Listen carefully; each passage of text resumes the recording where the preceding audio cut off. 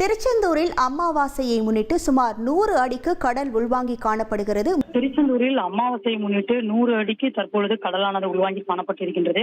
உள்வாங்கிய பகுதியில் தெரியும் பச்சை படிந்த பாறைகள் மீது அச்சமில்லாமல் தற்பொழுது பக்தர்கள் நீராடி வருகின்றனர். அதாவது திருச்செந்தூர் சுப்பிரமணிய சுவாமி திருக்கோயிலுக்கு தினசரி பல்லாயிரக்கணக்கான பக்தர்கள் வருகை தருவது வழக்கம்.